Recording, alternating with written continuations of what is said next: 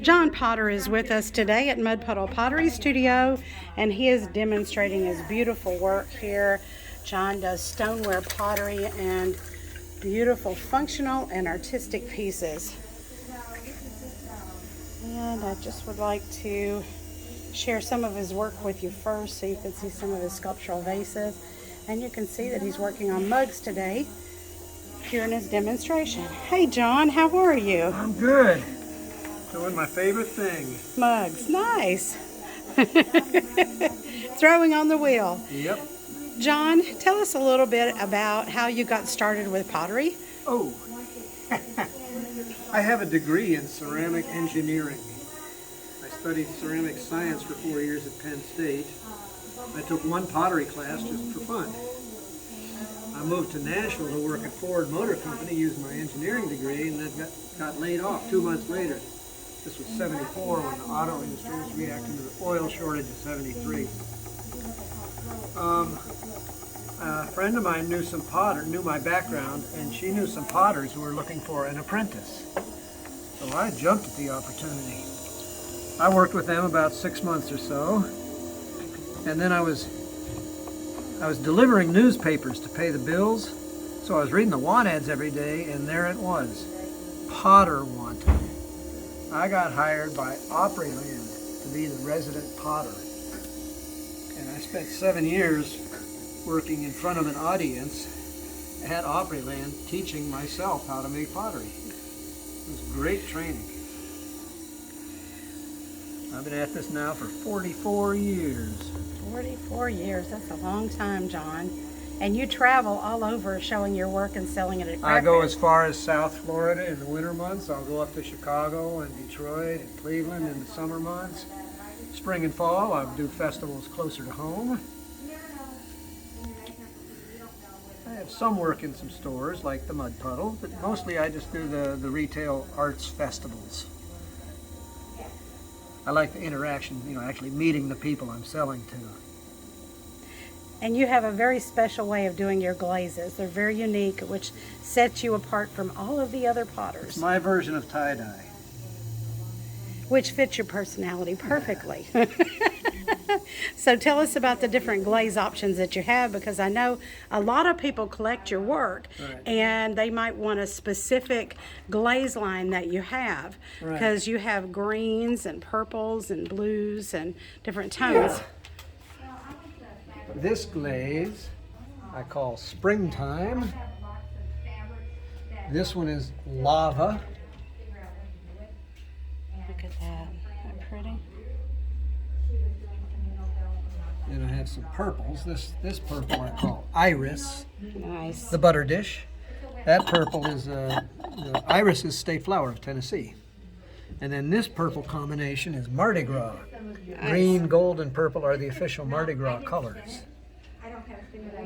See, I've got the tan background. I dip the piece into the bucket of the tan glaze, and then I hold it sideways and squirt the liquid glazes so they drip around the pot, just layer after layer after layer of color. A lot of time and patience. Most of my work has 4 glazes on it. Oh yeah, I spend longer glazing a piece than I do shaping it on the wheel. Yes, oh yes. And this blue, what's this blue right here? Oh, that is Monet. Monet. Yeah, I'm pretentious enough to compare my work to Monet. Heck yeah. Self-promotion's part of the job. That's right. Well, so what's your favorite thing to create? Oh, just about anything. I like making vases because they don't have to be a certain shape. There's a lot more variety in a vase, but I make most of my money off of mugs. So, everybody needs a coffee mug or a beer mug. That's right. Well, show us what you're doing here. So you're creating Right now I'm just soaking up large... some of the excess water in the bottom of the piece. This is actually taller than it looks on the video, I'm sure, because I can tell this is like a stein. Yep. Very large piece. Pinching that in a little bit. And now I want a nice smooth rim. My sponge, my main tool, my most important tool. And the older it is, the better, right? Oh yeah. Takes me months to get a sponge truly broken in. Okay. And get rid of some of the excess at the bottom.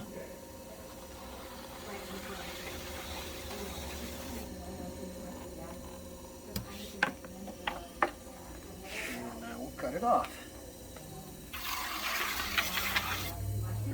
Nice.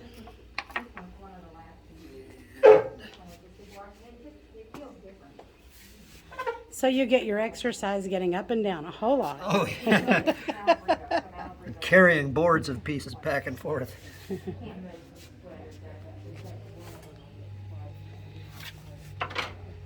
you've got quite a few pieces started right now. I recognize your mug shapes, but you have traditional shapes. It's great. All right, well, John, thank you so much. You want to get the centering? That's one of the Well, more, let's do it. Let's do your parts. centering technique. That Turn sounds from a chunk yes. into a circle. And just squeezing.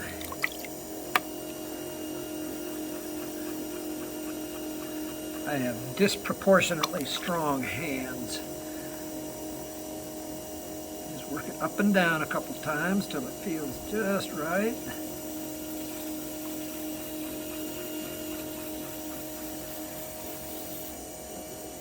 Now I'll break in.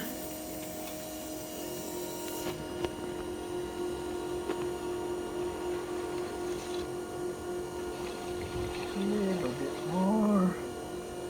Check that bottom thickness. That feels good. Yeah, that's okay. And now I'm opening it up.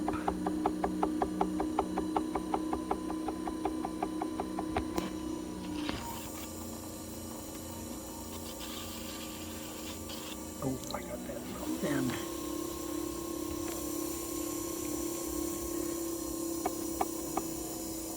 Got the bottom too thin, so now I have to work some back. Well, that's demonstrating a little technique there. There you go. There we go. I'm collaring it in. And now I will pull. I'm just squeezing it between the tip of my middle finger on my left hand and in between my two fingers on the right hand.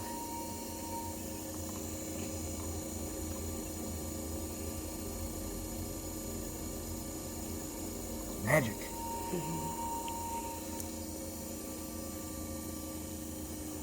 I'll give it a little more shape.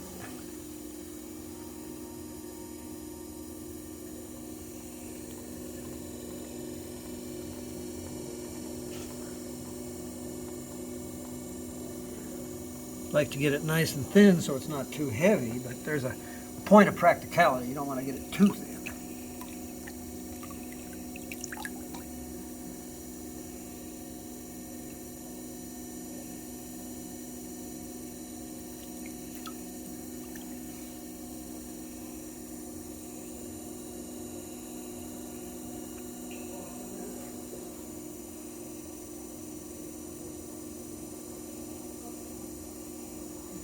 Go.